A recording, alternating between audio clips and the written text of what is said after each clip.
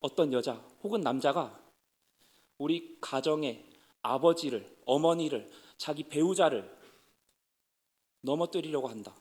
그리고 취하려고 한다. 어떻게 하시겠습니까? 그 사람을 찾아가서 때려 눕혀야 하지 않겠습니까? 정말 상상하기 힘든 일입니다. 우리 모든 성도님들 결혼하실 때 하나님과 증인 앞에서 평생을 함께 하겠다고 맹세하셨을 겁니다. 그런데 그 맹세를 깨뜨린 사람, 그리고 자녀들을 버린 사람, 그리고 그 부모님을 부끄럽게 한 사람, 가정을 완전히 파괴시켜 버리려고 한 사람, 그런 사람이 오늘 말씀에 등장합니다. 만약 오늘 읽은 성경 본문에 제가 그 현장에 있었다고 한다면 저는 아마 손에 돌을 쥐고 있었을지도 모릅니다. 그리고 예수님 말씀에 저 또한 도망쳤을지도 모릅니다. 오늘 말씀에서 많은 사람들이 예수님을 만납니다. 한번 따라해 볼까요? 자, 첫 번째로 우리가 정말 하나님 나라를 누리며 살기 위해 필요한 첫 번째, 예수님을 만나라는 것입니다. 예수님께서는 초막절 기간이 끝났는데도 성전에 모여있는 사람들을 만나서 말씀을 강론하십니다. 그때 예수님을 찾아온 사람들이 있었죠. 그 사람들은 좋은 마음을 가지고 예수님을 만나러 온 것은 아니었습니다. 서기관과 바리새인들은 음행 중에 잡힌 그 현장에서 잡힌 여자를 끌고 예수님을 만나러 나옵니다. 서기관과 바리새인들이 왜 이렇게 했을까요? 사실 그 답은 7장 말씀에 있습니다. 요한복음 7장 10절에서 24절의 내용을 대략적으로 설명하면 예수님께서는 예수님을 비판하는 사람들을 들어서 모세의 율법을 들어서 그 사람들을 맞받아칩니다. 모세가 할례를 행했으니 그러므로 너희가 안식일에도 사람에게 할례를 행하지 않느냐? 모세의 율법을 범하지 아니하려고 사람이 안식일에도 할례를 받는 일이 있거든 너희가 안식일에 사람의 전신을 건전하게 한 것으로 너희가 내게 노여워하느냐? 외모로 판단하지 말고 공의롭게 판단해라. 이 말씀을 하셨기 때문에 이때 서기관과 바리새인들의 마음속에는 이런 마음이 있었습니다. 두고 보자. 너가 판단을 얼마나 잘하는지 내가 두고 보겠다. 그리고 8장에 와서 잘 걸렸다. 현장에서 가늠한 이 여인 잘 걸렸다. 예수께 끌고 가자. 그리고 예수님 앞으로 그 여자를 끌고 나오게 됩니다. 그리고 이렇게 말했겠죠. 당신이 전에 말했던 모세의 율법으로 어디 한번 공의롭게 판단을 해보십시오. 근데 모세의 율법에는 돌로 치라고 되어 있습니다. 한번 돌로 쳐 보십시오. 선생께서는 어떻게 말하시겠나이까? 이렇게 말씀합니다. 이렇게 말하면서 간음하다가 잡힌 여인을 예수님 앞에 던져놓습니다. 저는 이 사건을 이렇게 말하고 싶습니다. 가정 파괴범, 자기 가정을 버린 사람, 다른 사람의 가정을 파괴하려고 한 사람, 하나님을 경외할 줄을 도무지 모르는 그 한 사람이 바로 예수님을 만난 사건이라고 말하고 싶습니다. 간음한 여인은 죄에 취해서 죄를 먹고 마시며 그렇게 살다가 그냥 걸린 겁니다. 걸려서 죽을 상황이 되었습니다. 유대법에 따르면 모세 율법에 따르면 성 밖으로 끌어내어서 돌로 쳐 죽입니다. 그리고 로마법에 따르면 그 사람들이 로마 경찰에게 신고하면 그 경찰들이 와서 연행에 가서 사형을 집행하게 됩니다.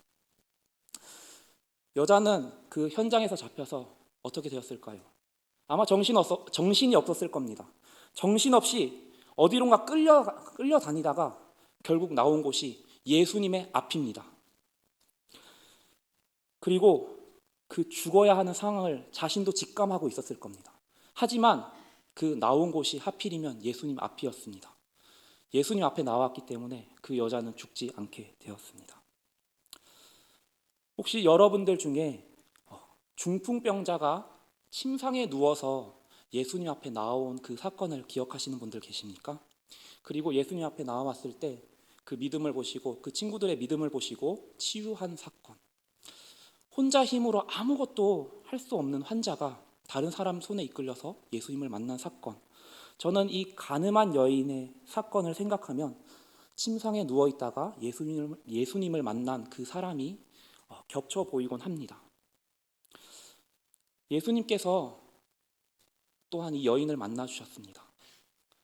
아무 희망 없이 누워 있다가 친구들의 도움으로 예수님을 만났든지, 아니면은 거지 바디메오처럼 다윗의 자손 예수여, 다윗의 자손 예수여 외치면서 예수님을 찾으며 예수님을 만났든지, 예수님을 함정에 빠뜨리려고 하는 사람들 손에 이끌려서 자기 죄를 모든 사람 앞에 보이면서 수치스럽게 예수님을 만났든지, 저는 예수님을 만났다는 그 사실 자체가 중요하다고 말씀드리고 싶습니다. 가늠하다 잡힌 그 여자는 죽어 마땅한 사람이었습니다. 죽어 마땅한 죄였습니다. 죽지 않는 이유는 단 한 가지, 그 자리에서 예수님을 만났기 때문입니다. 예수님께서는 그 자리에 있는 모든 사람을 정죄하지 않으셨습니다. 한번 따라해 볼까요? 두 번째로, 정죄하지 않으시는 예수님을 만나라. 예수님은 여인을 정죄하지 않으셨습니다. 또한 그 자리에 모인 모든 사람을 정죄하지 않으셨습니다. 약간 좀 젊은 크리스찬 청년들에게 유행하는 어떤 그런 성경 해석법이 있는데요. 예수님은 아주 힘이 셌을 거다. 목수의 일을 하셨고, 채찍으로 모든 그 성전을 깨끗하게 하셨고, 그런 걸 볼 때 아주 힘이 세셨을 거다. 그런 약간 성경 해석법이 있습니다. 근데 예수님께서 서기관과 바리새인들이 마태복음에서 외식하는 장면을 보면서 이렇게 말씀하셨습니다. 뱀들아, 독사의 새끼들아, 너희가 어떻게 지옥의 판결을 피하겠느냐. 또 어떤 때는 노끈으로 채찍을 만드셨습니다. 그래서 성전에서 재물을 판매하는 사람들을, 그 상인들의 돈을 다 바닥에 쏟으시기도 하셨습니다. 본문 말씀에서 예수님은 똑같이 자기의 진짜 마음을 숨기고 어떻게 판결하시겠나이까 선생이여 이렇게 말하는 사람들에게 그런 본문과 똑같이 대하시지 않으셨습니다. 왜 그랬을까요? 그 사람들은 예수님을 시험하려고 했습니다. 뱀이나 독사의 새끼같이 그렇게 예수님을 시험하려고 했던 사람들입니다. 하지만 그 서기관과 바리새인들조차도 예수님을 만나는 자리에 함께 있었다는 것입니다. 가늠하다 잡힌 여인 또한 그 자리에 있었습니다. 예수님의 행동은 이 여인의 생명을 보존하는 데 모든 것이 집중되어 있었습니다. 저는 신대원에서 이제 졸업을 합니다. 그 신대원에서 개혁주의 변증학이라고 여러분들 이렇게 들어보셨는지 모르겠는데 그거를 배웠습니다. 전제주의 변증. 이런 거를 배우면서 저는 말을 하기가 좀 많이 힘들어졌습니다. 만약에 제가 이 자리에서 여러분들에게 이렇게 설교를 하면서 이 본문을 가지고 만약에 이렇게 말한다면, 여러분들 예수님께서 정죄하지 않으셨으니까 여러분도 정죄하지 마세요. 만약에 이렇게 말한다면, 이렇게 말하는 순간 제가 여러분들을 정죄하고 있는 게 됩니다. 이 말을 전하는 제가 스스로 정죄하는 죄를 보여주며 이렇게 말하게 됩니다. 제가 아무리 말해도 제 행동이 그렇지 않기 때문에 말의 권위가 없어집니다. 하지만 예수님께서는 그렇게 행동하시지 않으셨습니다. 정죄하지 말라는 말, 그런 정죄를 하지 않으셨습니다. 예수님께서는 조금의 약점도 잡히지 않고 그 상황을 해결해 나가십니다.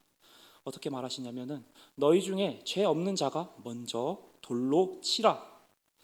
이렇게 말하자 모든 사람이 물러납니다. 가늠한 여인만 빼고요. 어째서 가늠한 여인은 예수님 앞에 남아 있었고, 어째서 자기가 죄 있는 줄 모르고 죄 없다 생각한 사람들은 예수님 앞에서 사라졌을까요? 똑같이 예수님께서는 정죄하시지 않았습니다. 똑같이 그들을 대하셨습니다. 돌로 쳐 죽여 마땅한 사람이 오히려 예수님 앞에 계속해서 남아있게 된 것입니다. 예수님께서는 죄 없다 하는 사람들을 위하여서 이 땅에 오신 것이 아닙니다. 바로 예수님께서는 죄인들을 위하여서 이 땅에 오셨습니다.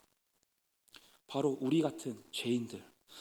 우리는 우리 죄를 자백하며 미쁘신 우리의 구세주 예수 그리스도 앞에 나아가야 하는 것입니다. 세 번째로 예수님께서는 다시는 죄를 범하지 말라고 말씀하십니다. 다시는 죄를 범하지 말라. 저는 사실 제가 가장 뜨거울 때가 신대원에 가기로 결심했을 그때였습니다. 그 뜨거울 때 어떤 결심을 했습니다. 하나님, 제가 더 이상 죄를 짓지 않겠습니다. 제가 금식하며 기도하면서 정말 더 이상 죄를 짓지 않겠습니다. 이렇게 결심하고 금식을 했습니다. 죄와 맞서 싸워야겠다 그런 생각이 들었습니다. 그런데 결과가 어떻게 됐을까요?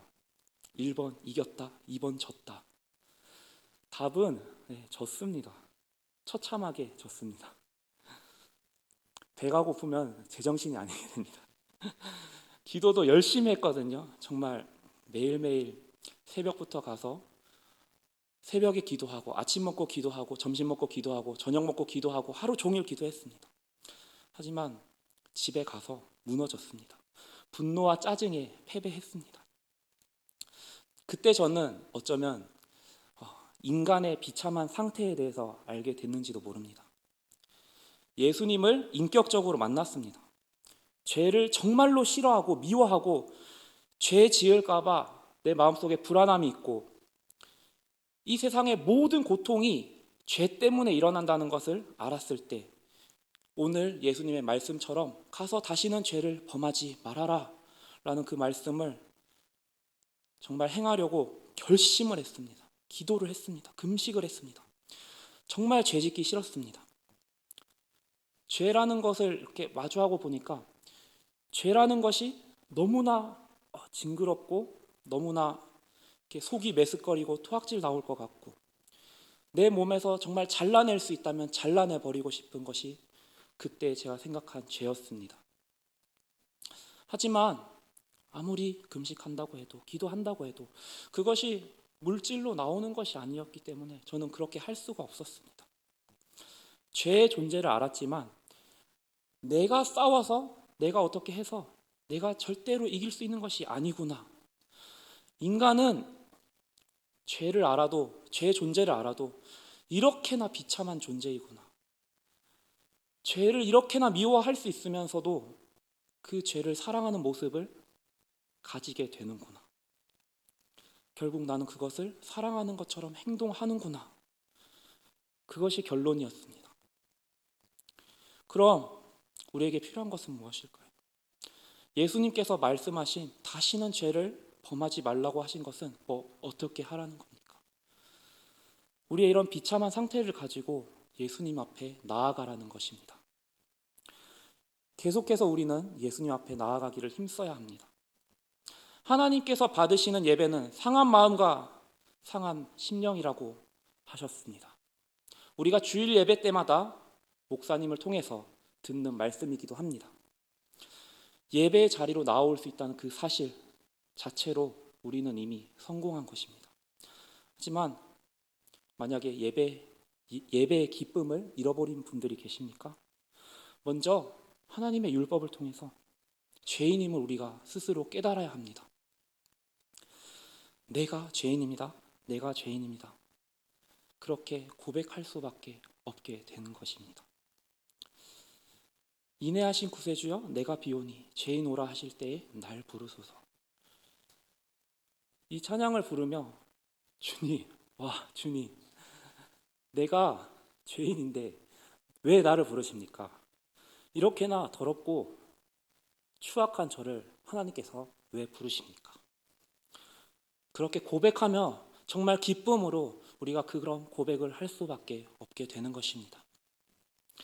에스겔 36장에 이런 말씀이 있습니다. 새 영과 새 마음을 받은 사람들에게 이런 일이 일어납니다.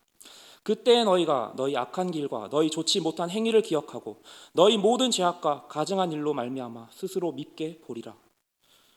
성령을 받은 사람은 스스로 믿게 됩니다. 자기 안에 있는 죄악을 보기 때문에. 다시는 죄를 범하지 말라. 다시는 죄를 범하지 말라는 말씀은 한때 저를 절망하게 했지만 계속해서 주님을 찾기 때문에, 계속해서 예수님을 바라보게 만들기 때문에 저는 이 말씀이 은혜의 말씀이라고 확신하며 여러분들에게 말씀드릴 수 있습니다. 하지만 우리에게 남아있는 죄는 있습니다. 우리가 연약하기 때문에, 육체의 연약함을 입고 있기 때문에 그 죄가 드러나게 됩니다. 오늘 정말 일상 속에서 고생하시고 하나님을 찾아 이 자리에 나오신 여러분들이 그를 사랑하는 마음이 있지만 여러분들이 이 자리 가운데서도 이렇게 고개를 꾸벅꾸벅하며 졸 수도 있습니다. 극도로 피곤할 때 아무리 정신을 다잡고 붙잡으려고 해도 졸음이 오는 것은 육체의 연약함 때문입니다. 하지만 그와 다르게 잠자리에 누워서 잠을 청하려고 하는 것은 또 다른 문제입니다. 죄 또한 마찬가지입니다. 우리가 육체의 연약함을 여전히 가지고 있기 때문에 죄인이자 의인인 이 상태를 우리가 가지고 있습니다. 하지만 성령님께서 우리에게 새 마음을 주시고 계속해서 예수 그리스도를 찾게 하실 그때 우리는 이 비참한 상태에서 기쁨과 행복과 즐거움을 누릴 수 있게 됩니다. 언젠가 예수님께서 이 세상에 다시 오실 때 그 마지막 날에는 다시는 죄를 범하지 말라는 그 말씀을 우리가 문자 그대로 이룰 수 있을 것입니다. 이것이 예수님께서 우리에게 주시는 약속입니다.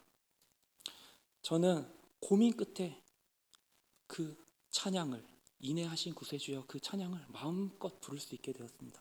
주님, 제가 죄인입니다. 맞습니다. 주님, 제가 죄인이었습니다. 제가 교만했고 제가 오만했습니다. 이렇게 고백할 수 있게 됐습니다. 그리고 그 사실을 알게 하신 하나님을 이 자리 가운데 정말 찬양합니다. 끝까지 죄인이라고 고백하게 될 때, 계속해서 예수님 앞에 서 있게 될 때 우리는 가늠한 여인이 마지막에 예수님을 계속해서 만날 수 있었던 것처럼 그렇게 남게 될 것입니다. 상식적으로 생각해도 심각한 죄입니다.